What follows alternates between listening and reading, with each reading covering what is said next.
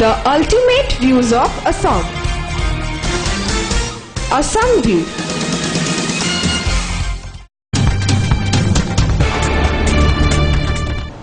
নমস্কাৰ অসম ভিউৰ মজলে আপোনালোকক স্বাগতম জনাই ষ্টুডিঅত মই নৱজ্যোতি আৰম্ভ কৰিছো আজিৰ অসমীয়া প্ৰতিবেদন প্ৰথমে চাওঁ আহক সংবাদ শীৰ্ষক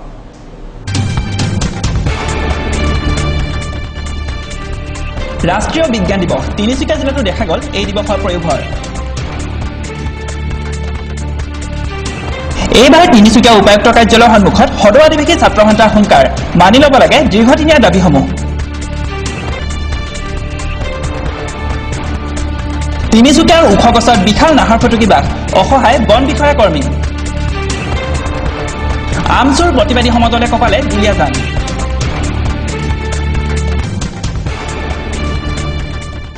এতিয়া প্ৰতিবেদন বিতংভাৱে মঙ্গলবাৰে দেশৰ অন্যান্য প্ৰান্তৰ লগতে তিনিচুকীয়াতো উদযাপন কৰা হ'ল ৰাষ্ট্ৰীয় বিজ্ঞান দিৱস এক ৰিপৰ্ট সমগ্ৰ বিশ্বৰে বিজ্ঞান আৰু প্ৰযুক্তিবিদ্যাৰ পৰ্যায়গত উন্নয়নৰ ক্ষেত্ৰত ভাৰতীয় মহান বিজ্ঞানীসকলেও আগবঢ়াই আহিছে অনস্বীকাৰ্য অৱদান তাৰে কৃতজ্ঞতাৰ চিনস্বৰূপে ভাৰতত প্ৰতিটো বছৰে 28 ফেব্ৰুৱাৰী দিনটোক ৰাষ্ট্ৰীয় বিজ্ঞান দিৱস হিচাপে উদযাপন কৰা হয় মঙ্গলবাৰে এই বিশেষ দিনটোক আন্তৰিকতাৰে উদযাপন কৰে তিনিচুকীয়া মহাবিদ্যালয় বিজ্ঞান সমিতিয়ে পুৱা যথেষ্ট সংখ্যক ছাত্ৰ ছাত্ৰী অধ্যাপক অধ্যাপিকা আৰু বিজ্ঞান পিপাসুৰ উপস্থিতিত সমিতিৰ পতাকা উত্তোলন কৰে তিনিচুকীয়া মহাবিদ্যালয়ৰ অধ্যক্ষ ডক্টৰ ভুৱন গগৈয়ে বন্তি প্ৰজ্বলনৰ জৰিয়তে প্ৰয়াত মহান ভাৰতীয় বিজ্ঞানীসকলৰ প্ৰতি গভীৰ শ্ৰদ্ধা জনোৱাৰ লগতে আয়োজন কৰা হয় বিজ্ঞান ভিত্তিক কুইজ প্ৰতিযোগিতাও এই দিনটোৰ অনুভৱ সম্পৰ্কত অধ্যক্ষগৰাকীয়ে অসম ভিউক এনেদৰে ব্যক্ত কৰে আজি দিনটো ৰাষ্ট্ৰীয় বিজ্ঞান দিৱস হিচাপে পালন কৰা হৈছে গোটেই ভাৰতবৰ্ষতে আজিৰ দিনত এটা বিষয় নিৰ্ধাৰণ কৰা হৈছে যে বিকলাংগ আমি যিবিলাক দিব্যাংগ বুলি কৈছিলোঁ দিব্যাংগসকলৰ কাৰণে বিজ্ঞান এই ধৰণৰ এটা মেছেজ যাতে আমাৰ আজি অনুষ্ঠানৰ কাৰ্যসূচীৰ মাজেদি যায় এইটোৱেই সকলোৱে বিচাৰিছে আৰু আমি যাতে বৈজ্ঞানিক মানসিকতা আমি গঢ়ি তুলিব পাৰোঁ সমাজত যাতে বিজ্ঞানে আমাক সেৱা আগবঢ়াব পাৰে এইটোৱে আজি মানে আমাৰ বিজ্ঞান দিৱসৰ মূল উদ্দেশ্য যাতে আমি এই বিকলাংগ এই দিব্যাংগসকলৰ কাৰণেও আমি যাতে অৰিহণা আগবঢ়াব পাৰোঁ তেওঁলোকক যাতে সমাজত এটা আমি ভাল স্থান আমি দিব পাৰোঁ সেইটোৱে আজি বিজ্ঞানৰ দিৱসত মানে এটা হেৰি এলানি দীৰ্ঘদিনীয়া দাবী অচিৰেই মানি লোৱা হুংকাৰ দি মঙলবাৰে তিনিচুকীয়া জিলা উপায়ুক্ত কাৰ্যালয় কপালে সদৌ আদিবাসী ছাত্ৰ সন্থা অসমে এক ৰিপৰ্ট এলানি দীৰ্ঘদিনীয়া দাবীৰ ক্ষেত্ৰত ৰাজ্য বা কেন্দ্ৰ চৰকাৰৰ পৰা কৃপাদৃষ্টি লাভ কৰিবলৈ সক্ষম নোহোৱা সদৌ আদিবাসী ছাত্ৰ সন্থা অসমে পুনৰ মঙলবাৰে উত্তাল ধৰ্ণাৰ কাৰ্যসূচীৰে কপাই তুলিলে তিনিচুকীয়া জিলা উপায়ুক্ত কাৰ্যালয়ৰ প্ৰৱেশ পথ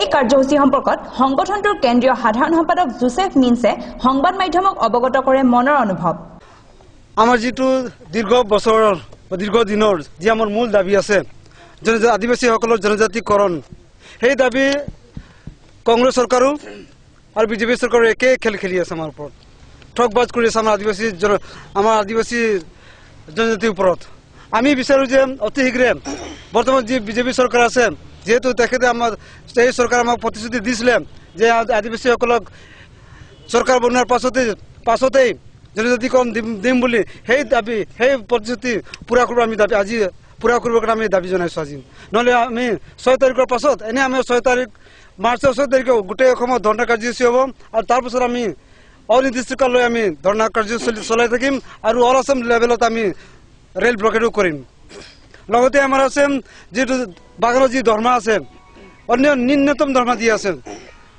126 টকা এইটো আমি বিচাৰোঁ যে প্ৰত্যেক বাগানৰ কৰ্মচাৰীসকলক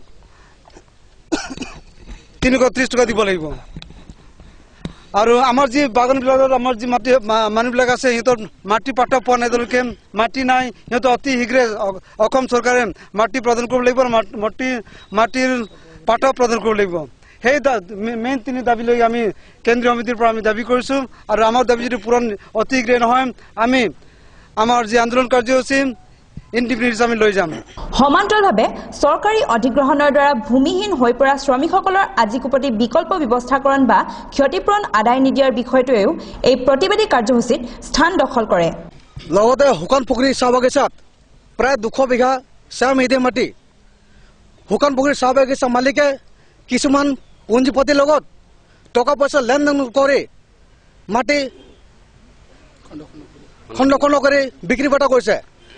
সেই সন্দৰ্ভত আমি তিনিচুকীয়া জিলা সমিতিয়ে যোৱা জানুৱাৰী মাহৰ 24 তাৰিখে এখন স্মাৰক পত্ৰৰ যোগেদি আমি দাবী জনাইছিলোঁ যে শুকান পুখুৰীৰ চাহ বাগিচাৰ যিসকল মাটি বিক্ৰী হৈছে সেই সকল গোটেই ডেট কেঞ্চেল কৰিব লাগিব বুলি আমি দাবী জনাইছিলোঁ। কিন্তু জিলা উপায়ুক্ত মহোদয় আজিলৈকে তেনেকুৱা একো এটা পদক্ষেপ গ্ৰহণ কৰা নাই। আৰু আজি আমি এই ধৰ্ণা কাৰ্যসূচীৰ যোগেদি অসমৰ মুখ্যমন্ত্ৰীক সৰ্বানন্দ সোণোৱাল ডাঙৰীয়াক আমি দাবী জনাইছোঁ যে শুকান পুখুৰী চাহ বাগিচাৰ যি মাটি কিনা বেচা হৈছে এই সকলো ডেট কেঞ্চেল কৰিব লাগে, নতুবা আধুনিক ছাত্ৰ সন্থা জংগী আন্দোলন কাৰ্যসূচী ল'বলৈ বাধ্য হ'ব। বিশিষ্ট বাওঁপন্থী নেতা গংগাৰাম কলৰ দ্বাৰা দুটা যুগৰ পূৰ্বেই নিৰ্মাণ কৰি যোৱা চাহ বাগিচাৰ বিদ্যালয়সমূহত যথেষ্ট ছাত্ৰ ছাত্ৰী থকাৰ পাছতো চৰকাৰে স্বীকৃতি প্ৰদান নকৰা বিষয়টোকো আক্ষেপেৰে উত্থাপন কৰে প্ৰতিবাদীসকলে। লগতে চাহ ঔদ্যোগিক অঞ্চলত আজি 24 বছৰৰ যিবিলাক স্কুল স্বৰ্গীয় গংগাৰাম কলৰ নেতৃত্বত গঠিত হৈছিলে, নখৰাই কেঁচাখন এম ই স্কুল, হাই স্কুল 93 ইষ্টাব্লিছ হৈছিলে, সেইবিলাক স্কুল আজি পৰ্যন্ত চৰকাৰে একো ব্যৱস্থা লোৱা নাই। য'ত 500ৰ পৰা 600 ল'ৰা ছোৱালী পঢ়ি আছে সেইবিলাক স্কুলত এনেই পঢ়ি আছে, কোনো প্ৰভিন্সিয়েলাইজেশ্যনৰ কোনো ব্যৱস্থা লোৱা নাই। আৰু যাৰ পক্ষত হেজাৰ হেজাৰ চাৰিওফালৰ পৰা 20-25খন অঞ্চলৰ বাগানৰ ৰাইজৰ যিসকল ল'ৰা ছোৱালী আহে তেওঁলোকৰ পঢ়িবলৈ অসুবিধা হৈছে। যিবিলাক ভেঞ্চাৰ স্কুল, হাই স্কুলৰ যিবিলাক ল'ৰা ছোৱালী পঢ়ি আছে তেওঁলোকৰ বিনামূলীয়া পাঠ্যপুথিৰ অভাৱ।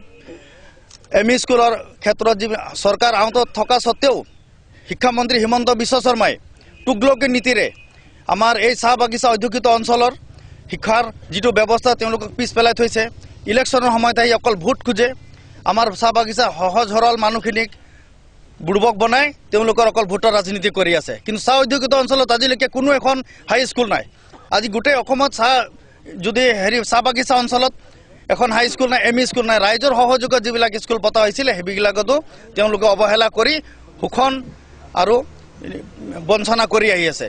আমি দাবী অতি শীঘ্ৰে আমাৰ স্কুলবিলাক চাহ বাগিচা অধ্যুষিত অঞ্চলত অসমৰ যিমান চাহ বাগিচা অঞ্চলত আছে লগতে আমাৰ কেঁচাহন হাই স্কুল, কেঁচাহন এম ই স্কুল স্বৰ্গীয় গংগাৰাম কলৰ নেতৃত্বত এই স্কুলবিলাক অতি শীঘ্ৰে প্ৰভিন্সিয়েলাইজেশ্যনৰ যাতে ব্যৱস্থা কৰে। তাৰোপৰি 9ৰ ক্লাছ 10ৰ যিবিলাক কিতাপ বিনামূলীয়া পাঠ্যপুথিৰ ব্যৱস্থা কৰা হৈছে সেইবিলাক কিতাপ পত্ৰ আমি এতিয়ালৈকে পোৱা নাই, আমাৰ ল'ৰা ছোৱালীয়ে পোৱা নাই। কি আমাৰ চাহ বাগিচা অধ্যুষিত ল'ৰা ছোৱালীবিলাক ছাত্ৰ ছাত্ৰী নহয় নেকি? তেওঁলোকে নপঢ়িব নেকি? স্পেচিয়েলি আমাক চাহ অধ্যুষিত অঞ্চলত বিনা চৰ্তে আমাৰ স্কুল ব্যৱস্থাবিলাক প্ৰভিন্সিয়েলাইজেশ্যন যাতে কৰে তাৰে আমি শিক্ষামন্ত্ৰীৰ আমি স্মাৰক পত্ৰ দিয়াৰ ব্যৱস্থা কৰিছোঁ জিলা উপায়ুক্ত মহোদয়ৰ যোগেদি। কাৰ্যসূচীৰ অন্তত সংগঠনটোৱে সংশ্লিষ্ট বিষয়ত অসমৰ মুখ্যমন্ত্ৰী সৰ্বানন্দ সোণোৱাললৈ এখন স্মাৰক পত্ৰ প্ৰেৰণ কৰে।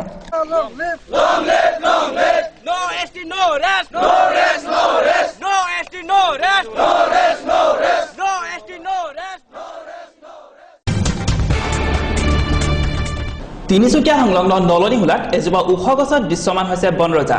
অসহায় দৰ্শকৰ ভূমিকাত বন বিষয়া আৰু কৰ্মচাৰী। এক ৰিপৰ্ট। এইবাৰ তিনিচুকীয়া সংলগ্ন নলনীহোলাত দৃশ্যমান হল বনৰজা স্বৰূপ এটি প্ৰকাণ্ড নাহৰ ফুটুকী বাঘ।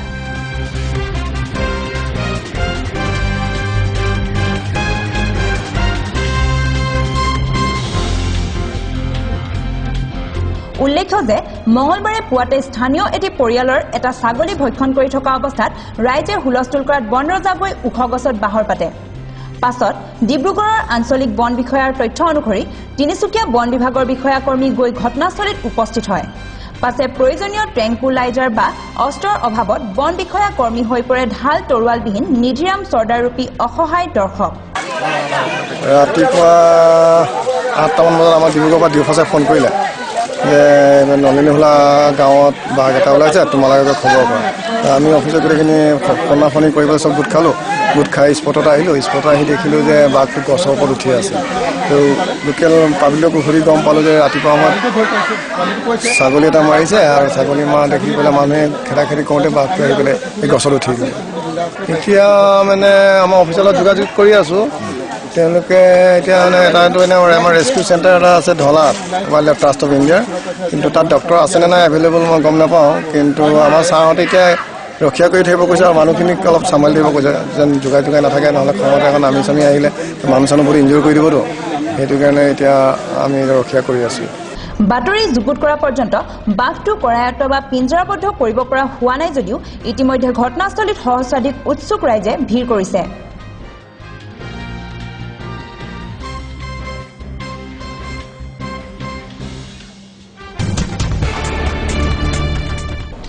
এক বিশাল সমদলৰ প্ৰতিবাদী কণ্ঠই মঙলবাৰে কপালে তৈলনগৰী দুলীয়াজনৰ বাটপথ ধপাত জাতীয় সামগ্ৰীৰ প্ৰচলনৰ বিৰুদ্ধে আছিল এই প্ৰতিবাদী সমদল। চাওক কিছু দৃশ্য। মঙলবাৰে দুলীয়াজানত সদৌ অসম সংখ্যালঘু ছাত্ৰ সন্থাই দুলীয়াজান আঞ্চলিক সমিতিৰ উদ্যোগত দিনৰ 12 বজাত চহৰখনৰ আনন্দপাৰা তিনিআলিৰ পৰা দৈনিক বজাৰ হৈ এক প্ৰতিবাদী সমদল বাহিৰ কৰে। উল্লেখ্য যে ৰাজ্যখনৰ চুকে কোণে ধপাত জাতীয় পেকেট সামগ্ৰী প্ৰয়োভৰ বৃদ্ধি হোৱাত আৰু প্ৰশাসনে এনে মাৰাত্মক সামগ্ৰী বিক্ৰী কৰাৰ ক্ষেত্ৰত কলা ব্যৱসায়ীসকলক ৰঙা দলিচা পাৰি দি উঠি অহা প্ৰজন্মক মৃত্যুৰ গৰাহলৈ ঠেলি দিব বিচৰা কাৰ্যৰ তীব্ৰ প্ৰতিবাদ জনাই এনে প্ৰতিবাদী কাৰ্যসূচী পালন কৰাৰ কথা জানিবলৈ দিছে সংগঠনটোৱে। সদৌ অসম সংখ্যালঘু ছাত্ৰ ইউনিয়ন চমুকৈ আমচু দুলীয়াজান আঞ্চলিক সমিতিৰ উদ্যোগত আজি ধপাতমুক্ত অসমত ধপাত জাতীয় সামগ্ৰী বিক্ৰী বন্ধৰ প্ৰতিবাদ কাৰ্যসূচী আমি হাতত লৈছোঁ আৰু যদি ৰাইজে তথা প্ৰশাসনে ইয়াৰ আৰ্থিক ব্যৱস্থা নলয় তেনে আমি গণতন্ত্ৰ আন্দোলন ধৰিছোঁ। কাৰণ 2011 চনত আইন প্ৰযোজ্য হিচাপে গৃহীত হোৱাৰ পাছতো আইন প্ৰযোজ্যকো মানহানি কৰিছে আৰু 2013 চনৰ 14 ফেব্ৰুৱাৰীত বিধানসভাত বিল হিচাপে পাছ হোৱা স্বত্তেও আজি অসমত চুকে কোণে দেখিবলৈ পোৱা গৈছে জৰ্দাজাতীয় সামগ্ৰী বিক্ৰী দিনক দিনে বাঢ়ি গৈছে। কলা বেপাৰীয়ে ৰমৰমীয়া ব্যৱসায় চলাই আছে আৰু প্ৰশাসনেও ইয়াক ৰঙা দলিচা পাৰি পেলাই এটা সুপথ দেখুৱাই দিছে আৰু উঠি অহা প্ৰজন্মক মৃত্যুৰ গৰাহলৈ ঠেলি দিয়াৰ আমি পৰিলক্ষিত হোৱাৰ প্ৰতিবাদত আজি দুলীয়াজান আঞ্চলিক সমিতিয়ে চমুকৈ আমচুৱে আঞ্চলিক সমিতিৰ উদ্যোগত এখনি প্ৰতিবাদ কাৰ্যসূচী হাতত তুলি লৈ আমি প্ৰতিবাদ কাৰ্যসূচী ৰূপায়ণ কৰিছোঁ। বৰদেৱীৰ পৰা ঘনকান্ত খনিকৰ অসম ভিউ।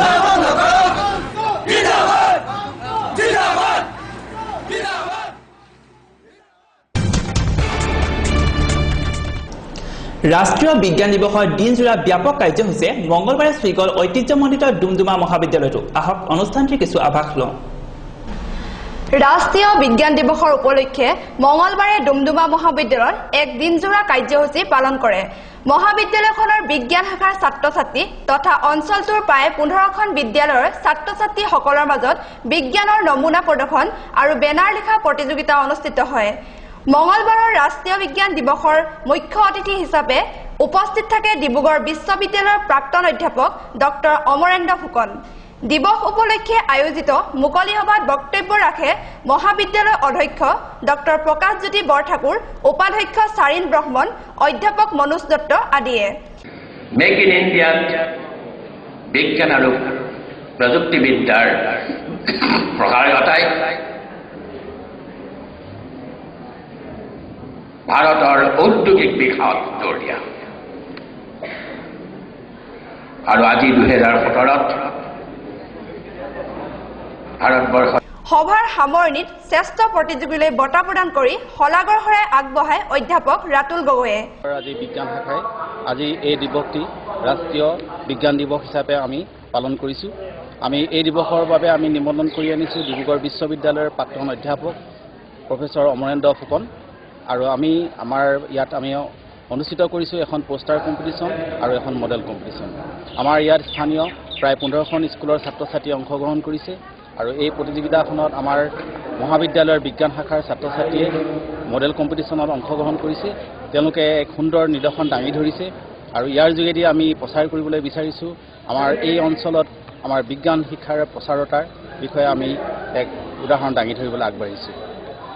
আৰু আমি আমাৰ মহাবিদ্যালয়ৰ এই ইয়াতে আমাৰ কলা আৰু বাণিজ্য শাখাৰ ছাত্ৰ ছাত্ৰীয়েও ইয়াত পোষ্টাৰত অংশগ্ৰহণ কৰিছে। তেওঁলোকে বিভিন্ন মানে ছায়েন্স থিমৰ ওপৰত বিভিন্ন তেওঁলোকে পোষ্টাৰ ইয়াত অংকন কৰিছে। প্ৰায় আমাৰ 80খন পোষ্টাৰ ইয়াত তেওঁলোকে ডিছপ্লে কৰিছে আৰু আমি আজি এই অনুষ্ঠানতেই ইয়াৰ পুৰস্কাৰ বিতৰণ কৰাৰ আমি ব্যৱস্থা কৰিছোঁ। ধন্যবাদ। ডুমডুমাৰ পৰা মহেশ দেৱ, অসম ভিউ। অসমীয়া প্ৰতিবেদনত এতিয়া সময় হৈছে চমু বাণিজ্যিক বিৰতিৰ পাছত আৰু আছে প্ৰতিবেদন। চাই থাকিব Assam view. Ananta, a complete designer boutique। पिछले 10 सालों से ग्राहकों के विश्वास पर खरा साबित अनंता अब पेश करती है और भी बेहतर डिजाइनर ड्रेसों का कलेक्शन। जो आपकी सुंदरता में 4 चांद लगाएगी अपनी designer ड्रेसों say.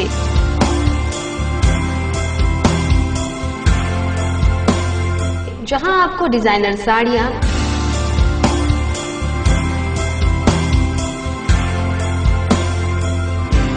Lehenga, salwar suit, kurti,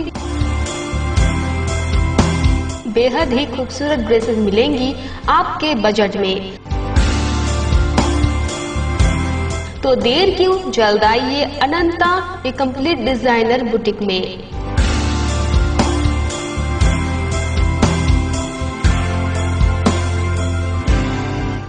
Our address: Ananta, a complete designer boutique, TDA Central Plaza, shop number A119, first floor, 80 Road, Tinsukia, Assam.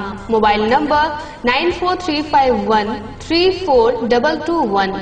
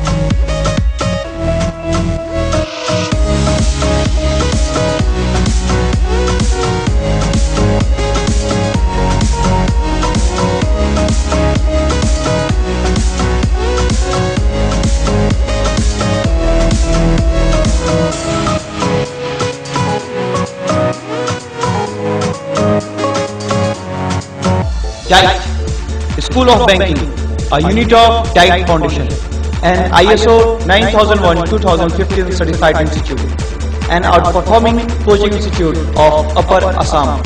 We provided coaching for bank, SSC, railway, insurance, defense, central and state government jobs. Sonal sir, a specialist in reasoning and mathematics. Guided by Samir sir, a specialist in reasoning and mathematics. Our pride, 563 plus final selection in last 5 years from Upper Assam. A special features 7 days classes in a week till final selection. Only coaching in Upper Assam with online and offline practice series, mock interview and group discussion classes. Fee in easy installment. Only coaching with Android mobile app DITE and website www.dite.in. For more details, please contact Tinsukia, near Honors College, Rangagara Road, Tinsukia, Duliajan, Bam Mukutwa, Purnima Apartment, near Duliajan Girls College, Dibrugarh, above SDFC Bank, Thanachari Dibrugarh, Margareta, at Mais, near UCO Bank, Segunbari Margareta, Jorhat, Girivila, near JB College, Fukanali, Tarazan, Jorhat 1, Dumduma, at Eptech Computer Center, Uchamati, Dumduma. Join us for your bright future.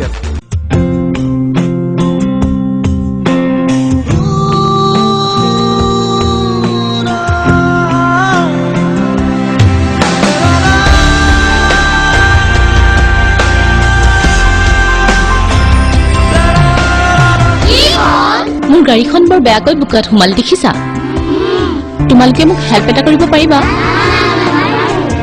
নোৱাৰা যদি তোমালোকে মোক help কৰা মই তোমালোকক অভিনৱৰ biscuit দিম লাগিবনে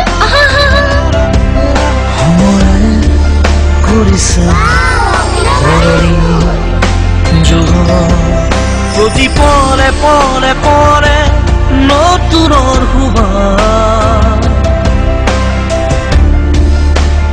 okay okay okay okay তোমালোকক মই অভিনৱৰ বিস্কিট দিলো তোমালোকে এতিয়া মোক হেল্প কৰা মই গাড়ীত বহিছো জীবন ৰঙীন ৰঙীন প্ৰভা অভিনৱৰ বিস্কিট খাও আৰু সোৱাদৰ আমেজ লওক বিৰতি পাছত পুনৰ স্বাগতম আপোনালোকে চাই আছে অসম ভিউৰ অসমীয়া প্ৰতিবেদন এতিয়া পৰৱৰ্তী প্ৰতিবেদন দেশৰ আগশাৰী বেংকসমূহে এলানি দাবীৰ সন্দৰ্ভত মঙ্গলবাৰে আহ্বান জনোৱা সৰ্বভাৰতীয় বেংক বন্ধৰ প্ৰভাৱ বাণিজ্য নগৰী তিনিচুকীয়াতো 100% পৰিলক্ষিত হ'ল এক ৰিপৰ্ট এহাতেদি দেশৰ প্ৰধানমন্ত্ৰী নৰেন্দ্ৰ মোদীয়ে দেশজুৰি বিমুদ্ৰাকৰণৰ উপৰিও কেছলেছ প্ৰথাৰ 100% প্ৰয়োগৰ পোষকতা কৰি আহিছে। ঠিক তেনে সময়তে মঙলবাৰে সমগ্ৰ দেশজুৰি বেংক ধৰ্মঘটৰ ফলত অৰ্থহীন হৈ পৰিল প্ৰধানমন্ত্ৰীৰ সপোন। বিশেষকৈ বিমুদ্ৰাকৰণৰ ফলত দেশৰ প্ৰতিটো বেংকৰ বিষয়া কৰ্মচাৰী আখৰিক অতিৰিক্ত পৰিশ্ৰম আৰু আৰ্থিক লোকচানৰ ক্ষতিপূৰণৰ লগতে অন্যান্য এলানি দাবীৰে বেংকে পালন কৰিলে দিনজোৰা এই ধৰ্মঘট। এই ধৰ্মঘটৰ ফলত দেশৰ অন্যান্য প্ৰান্তৰ লগতে মঙ্গলবাৰে বাণিজ্য নগৰী তিনিচুকীয়াতো বাধাগ্ৰস্ত হ'ল বেংক সেৱা। চহৰখনৰ প্ৰতিটো বেংকতে ওলমি থকা দেখা গ'ল লোহাৰ তলা শিকলি। পুনৰ অৱৰুদ্ধ হ'ল দুলীয়াজান হৈ তিনিচুকীয়া অভিমুখী পথৰ মধ্যাংকৰ সদাব্যস্ত মধুটিং পথ। কাৰ কেনে ক্ষোভত অৱৰুদ্ধ হ'ল পথছোৱা, জানো আহক সবিশেষ। মঙলবাৰে দুলীয়াজানৰ নাওহলীয়া উপশাখাৰ ছাত্ৰ সন্থা, ভাদৈ শাখা ছাত্ৰ সন্থা আৰু সদৌ ডিব্ৰুগড় জিলা ছাত্ৰ সন্থাৰ সহযোগত মধুটিং হৈ নাওহলীয়াৰ মাজেৰে তিনিচুকীয়ালৈ যোৱা একমাত্ৰ গড়কাপ্তানি পথটো অৱৰোধ কৰি ৰাখে।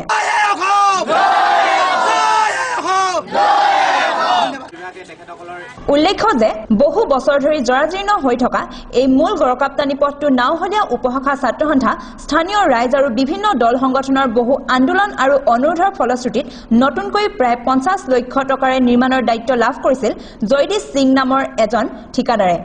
নিৰ্মাণৰ কাম অতি লেহেমীয়া আৰু নিম্নমানৰ হোৱাৰ উপৰি পথটোৰ কাষত কেইবাখনো বিদ্যালয় থকাৰ পৰিপ্ৰেক্ষিতত নাওহলীয়া শাখা ছাত্ৰ সন্থাৰ সভাপতি সম্পাদকগৰাকীয়ে ঠিকাদাৰগৰাকীক গতিৰোধক নিৰ্মাণৰ বাবে অনুৰোধ জনাইছিল। কিন্তু ডিব্ৰুগড়ৰ সাংসদগৰাকীৰ অতি ঘনিষ্ঠ ঠিকাদাৰ জগদীশ সিঙে ওলোটাই নিৰ্মাণ কৰিব নোৱাৰো, কি কৰিব আছে কৰ বুলি প্ৰত্যাহ্বান জনোৱাত মঙলবাৰে দিনৰ প্ৰায় 11:30 বজাৰ পৰা বিয়লি 2 বজা পৰ্যন্ত পথ অৱৰোধ কৰি বিভিন্ন শ্লোগানেৰে পৰিৱেশ উত্তাল কৰি ৰাখে। পাছত প্ৰতিবাদস্থলীত গড়কাপ্তানি বিভাগৰ বিষয়া উপস্থিত হৈ প্ৰতিবাদকাৰীসকলৰ পৰা এখন স্মাৰকপত্ৰ গ্ৰহণ আৰু বিদ্যালয়ৰ সন্মুখত গতিৰোধকৰ ব্যৱস্থা কৰি দিয়াৰ আশ্বাস প্ৰদান কৰে। নাওহলীয়া আৰু মধুটিং সংযোগী যি মূল পথছোৱা আছে, এই পথছোৱা নিৰ্মাণ কৰি থকা হৈছিল আৰু এই নিৰ্মাণ কৰি থকাৰ সময়ত আমাৰ ছাত্ৰ সন্থাৰ বিষয়সকলৰ প্ৰত্যক্ষ হ'ল আৰু সচেতন ৰাইজৰ প্ৰত্যক্ষ হ'ল যে ইয়াক কামৰ মানদণ্ড একদম নিম্ন হৈছে। আৰু লগতে আমাৰ নাওহলীয়া উপশাখা ছাত্ৰ সন্থাই এটা দাবী কৰিছিল যে এই পথছোৱাত বিভিন্ন বিদ্যালয় আছে আৰু এই বিদ্যালয়সমূহৰ আগত এটা স্পীড ব্ৰেকাৰ নিৰ্মাণ কৰিব লাগে ছাত্ৰ ছাত্ৰীসকলৰ সুৰক্ষাৰ কাৰণে। কিন্তু যেতিয়াই এই দাবীটো লৈ এই কামটো নিৰ্মাণ কৰি থকা ঠিকাদাৰ জগদীশ সিঙৰ ওচৰলৈ গৈছিল আমাৰ ছাত্ৰ সন্থাৰ কৰ্মীসকল, নাওহলীয়া উপশাখা ছাত্ৰ সন্থাৰ কৰ্মীসকল, এতিয়া জগদীশ সিঙে কিন্তু আমাৰ ছাত্ৰ সন্থাৰ কৰ্মীসকলক, উপশাখা ছাত্ৰ সন্থাৰ সভাপতি সম্পাদকক তেওঁ অপদস্থ কৰিছিল আৰু লগতে ভাবুকি প্ৰদান কৰিছিল যে তেখেতে সাংসদ আৰু স্থানীয় বিধায়কৰ এগৰাকী পালি নেতা হিচাপে তেখেতে কথা কৈছিল আৰু লগতে সাংসদ আৰু বিধায়কৰ এগৰাকী পালিত ঠিকাদাৰ হিচাপে তেখেতে নিজকে দম্ভালি মাৰিছিল আৰু লগতে আমাৰ ছাত্ৰ সন্থাৰ কৰ্মীসকলক অপদস্থ কৰিছিল আৰু তেওঁলোকক এই কাম কৰিব নোৱাৰো বুলি ভাবুকি প্ৰদান কৰিছিল আৰু তেখেতে যি ব্যৱস্থা গ্ৰহণ কৰে তাৰ ব্যৱস্থা গ্ৰহণ কৰিবৰ কাৰণে তেখেতে আহ্বান জনাইছিল। আৰু এই ক্ষেত্ৰত আজি নাওহলীয়া উপশাখা ছাত্ৰ সন্থাই ছাত্ৰ ছাত্ৰীসকলৰ ভৱিষ্যতৰ কাৰণে, আমাৰ ৰাইজৰ কাৰণে এই ৰাস্তাটো যি কামৰ যি নিম্নমান হৈছে, এই কামৰ মানদণ্ড ওপৰ কৰিবৰ বাবে আৰু বিদ্যালয়সমূহৰ আগত স্পীড ব্ৰেকাৰ নিৰ্মাণ কৰিবৰ কাৰণে এই আজি বন্ধ কাৰ্যসূচী লৈছিল। আৰু এই কাৰ্যসূচীত আজি PWDৰ বিষয়া উপস্থিত হ'ল, ঠিকাদাৰগৰাকীৰ বিষয়া উপস্থিত হ'ল আৰু তেওঁলোকে প্ৰতিশ্ৰুতি প্ৰদান কৰিছে যে অতি শীঘ্ৰে কামৰ মানদণ্ড উন্নত কৰা হ'ব, লগতে স্পীড ব্ৰেকাৰ নিৰ্মাণ কৰা হ'ব বুলি তেওঁলোকে প্ৰতিশ্ৰুতি দিয়াৰ বাবে আজি সাময়িকভাৱে এই কাৰ্যসূচী স্থগিত ৰখা হৈছে। কিন্তু আমি সদৌ ডিব্ৰুগড় জিলা ছাত্ৰ সন্থাই আমি সকীয়াই দিব বিচাৰিছোঁ যে যিগৰাকী স্থানীয় বিধায়ক আৰু সাংসদৰ পালি নেতা বা তেখেতৰ পালিত ঠিকাদাৰে আমাৰ ছাত্ৰ সন্থাৰ কৰ্মীসকলক ভাবুকি প্ৰদান কৰিছে, এই ভাবুকি আমি কেতিয়াও সহ্য কৰি নল'ম আৰু জগদীশ সিঙক আমি ক্ষমা খুজিবলৈ আমি দাবী জনাইছোঁ। তেখেতে যি তেওঁলোকে ক্ষমা নুখুজিব, আমি কিন্তু সদৌ অসম ছাত্ৰ সন্থা বা ডিব্ৰুগড় জিলা ছাত্ৰ আমি কেতিয়াও মনে মনে বহি নাথাকিম আৰু অনাগত দিনত তেওঁলোকে এনে কাৰ্যসূচীৰ পৰা বিৰত থাকিবলৈ আজি আমি এই প্ৰতিবাদস্থলীৰ পৰা সকীয়াই দিছোঁ।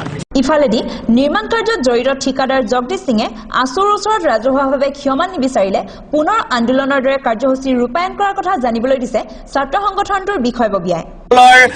যিসকল সুবিধা অসুবিধা আছে, সেই সুবিধা অসুবিধাসমূহৰ ক্ষেত্ৰত আমি সদৌ অসম ছাত্ৰ সন্থাই সদায় মাত মাতি যাম আৰু তাৰ পৰিপ্ৰেক্ষিততে নাওহলীয়া উপশাখা ছাত্ৰ সন্থাই এইগৰাকী এই জগদীশ সিং নামৰ লগতে ইয়াত থকা ঠিকাদাৰসকলক অনুৰোধ কৰিছিলে যে বিদ্যালয়সমূহৰ সন্মুখত স্পীড ব্ৰেকাৰ প্ৰদান কৰক। কিন্তু স্পীড ব্ৰেকাৰৰ প্ৰদানৰ সলনিত বা স্পীড ব্ৰেকাৰ দিয়াৰ সলনি তেখেতসকলে যেনেধৰণে নাওহলীয়া উপশাখা ছাত্ৰ সন্থাৰ সাধাৰণ সম্পাদকগৰাকীক বা সভাপতিগৰাকীক যিদৰে তেখেতসকলে ককৰ্থনা শুনালে, সেই কথাটো কেতিয়াও কিন্তু আমি সদৌ ডিব্ৰুগড় জিলা ছাত্ৰ সন্থাই মানি নলওঁ, দুলীয়াজান আঞ্চলিক ছাত্ৰ সন্থাই আমি কেতিয়াও মানি নলওঁ। আৰু এটা কথা আমি আজিৰে পদ অৱৰোধ কাৰ্যসূচীৰ জৰিয়তে ডিব্ৰুগড় জিলাৰ সাংসদ ৰামেশ্বৰ তেলী ডাঙৰীয়াৰ লগতে দুলীয়াজান সমষ্টিৰ বিধায়ক তেৰছ গলেক আমি সকীয়াই দিব বিচাৰিছোঁ যে ছাত্ৰ ছাত্ৰীসকলৰ জীৱনক লৈ, ৰাইজৰ জীৱনক লৈ যাতে আপোনালোকে হেতালি নেখেলিব। আমি মাত্ৰ আপোনালোকক স্পীড ব্ৰেকাৰ দুটাৰ কথা কৈছোঁ। আপোনালোকে বিভিন্ন সময়ত কিবা কাম কৰিছে, তাত আমাৰ ক'বলগীয়া একো নাই।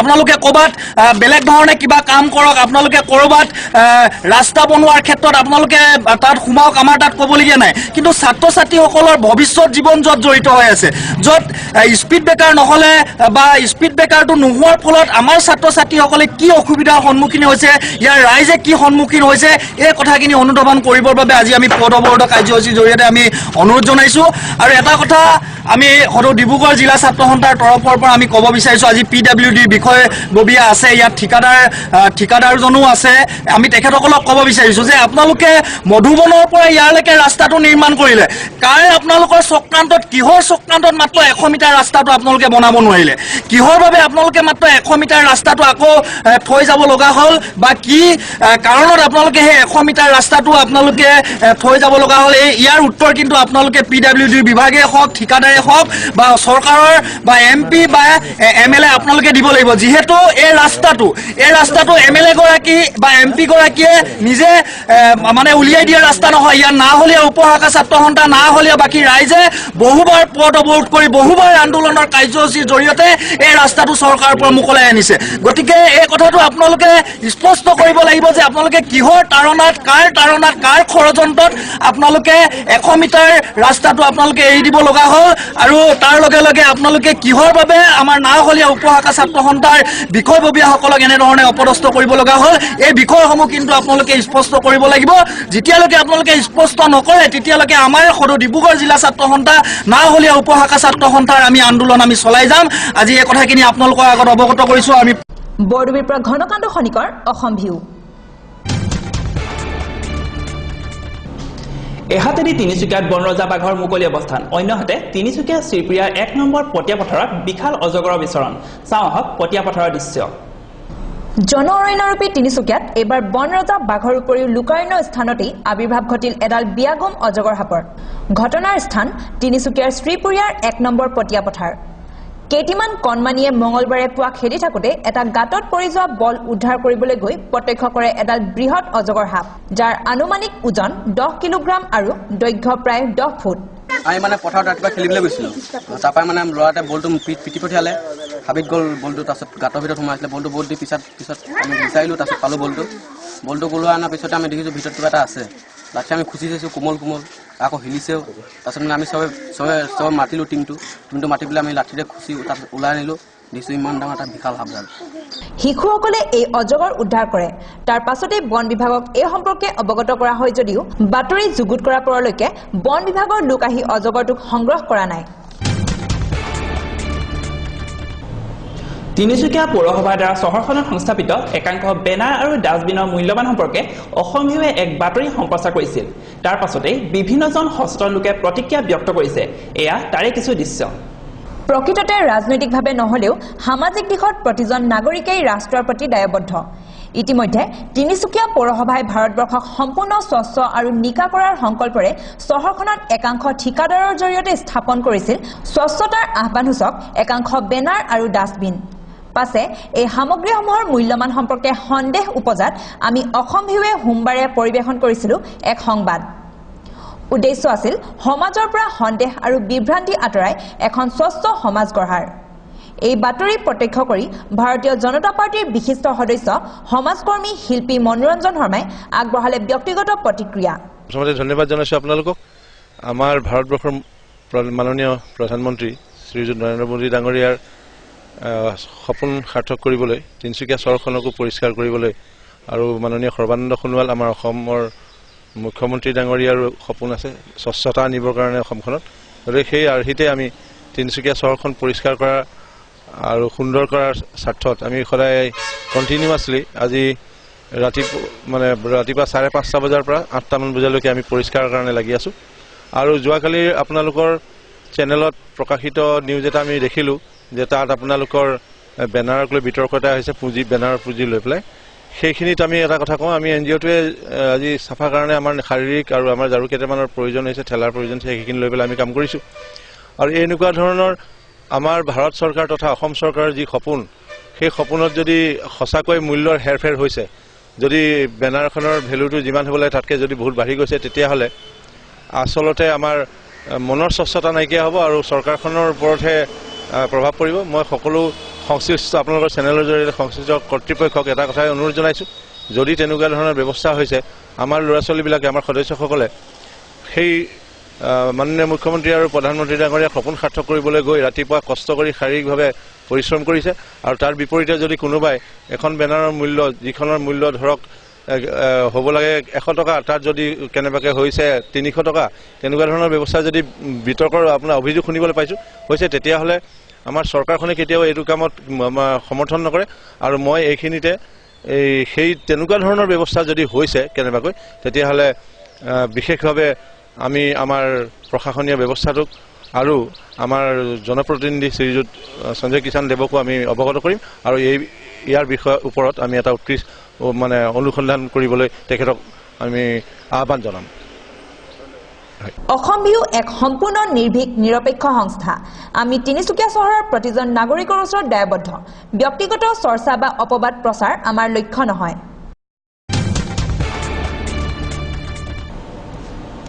বিজ্ঞান আৰু প্ৰযুক্তিবিদ্যাৰ দ্ৰুত উন্নয়নে বাধাৰ সৃষ্টি কৰিছে নেকি পুথিগত অধ্যয়নৰ পৰিৱেশ? বিষয়টোক লৈ তিনিচুকীয়াৰ একাংশ ছাত্ৰ ছাত্ৰীয়ে মঙলবাৰে দাঙি ধৰিলে পৰস্পৰ বিৰোধী যুক্তিযুক্ততা। এক ৰিপৰ্ট। আধুনিক সমাজ জীৱনত দ্ৰুতগতিৰে উন্নয়ন ঘটিছে বিজ্ঞান আৰু প্ৰযুক্তিবিদ্যা, কিন্তু তাৰ মাজতো এই উন্নয়নৰ ইতিবাচক বা নেতিবাচক দিশ সম্পৰ্কেও বিতৰ্কৰ ওৰ পৰা নাই। তাৰ মাজতে প্ৰশ্ন উত্থাপিত হৈছে প্ৰযুক্তিবিদ্যাৰ উন্নয়নে মানুহৰ পুথিগত অধ্যয়নৰ মানসিকতাত বাধাগ্ৰস্ত কৰিছে নেকি? এনে এক বিষয়ক কেন্দ্ৰ কৰি তিনিচুকীয়াৰ অসমীয়া মাধ্যমৰ অগ্ৰণী বিদ্যালয় সৌমাৰজ্যোতিত মঙলবাৰে সম্পন্ন হ'ল এখনি ৰুচিশীল তৰ্ক প্ৰতিযোগিতা। ছাত্ৰ ছাত্ৰীসকলে বিষয়টিৰ সপক্ষে আৰু বিপক্ষে প্ৰদৰ্শন কৰিলে যুক্তিযুক্ততা। স্থাপিত বিষয়বস্তুটোক মই সম্পূৰ্ণৰূপে সমৰ্থন কৰোঁ, কিয়নো সময় সলনি হ'ল, যুগ সলনি হ'ল আৰু এই সময় সলনি হোৱাৰ লগতে মানুহৰ যি চিন্তাধাৰা তালৈ আহিলে এক নতুনত্ব আৰু এই নতুনত্বৰ বিকাশ প্ৰসাৰৰ ফলত মানুহে পুথি অধ্যয়ন কমাবলৈ ধৰিছে। যিমানে আধুনিক প্ৰযুক্তিবিদ্যাৰ প্ৰসাৰ ঘটিছে সিমানে পুথি অধ্যয়ন কমি আহিছে। বিশিষ্ট চিন্তাবিদ নাট্যকাৰ কাৰ্তিক বৰুৱাৰ অধ্যক্ষতাত আয়োজিত এই প্ৰতিযোগিতাত মানস তামুলী আৰু সেউজ দহতীয়াই বিচাৰকৰ গুৰু দায়িত্ব বহন কৰে। অৱশ্যে অৱশেষত প্ৰযুক্তিগত বিদ্যাই পুথিগত অধ্যয়নত বাধাৰ সৃষ্টি নকৰে বুলি সদনে সিদ্ধান্ত ল'বলৈ বাধ্য হয়। এয়াই আছিল আজি অসম বিহুৰ অসমীয়া প্ৰতিবেদন শেষ কৰাৰ পূৰ্বে পুনৰ চাওঁ আহক সংবাদ শীৰ্ষ। ৰাষ্ট্ৰীয় বিজ্ঞান দিৱস। তিনিচুকীয়া জিলাতো দেখা গ'ল এই দিৱসৰ পয়োভৰ। এইবাৰ তিনিচুকীয়া উপায়ুক্ত কাৰ্যালয়ৰ সন্মুখত সদৌ আদিবাসী ছাত্ৰ সন্থাৰ হুংকাৰ। মানি ল'ব লাগে দীৰ্ঘদিনীয়া দাবীসমূহ। তিনিচুকীয়াৰ ওখ গছত বিশাল নাহৰ ফুটুকী বাঘ, অসহায় বন বিষয়া কৰ্মী। আমচুৰ প্ৰতিবাদী সমাজলে কপালে দুলীয়াজান। ইয়াৰ লগে লগে অসম বিহুৰ মজিয়াৰ পৰা মই নৱজ্যোতিয়ে বিদায় লৈছো। নিৰ্ভীক, সত্যনিষ্ঠ আৰু বিশ্বাসযোগ্য সংবাদৰ বাবে চাই থাকিব অসম বিহু। নমস্কাৰ।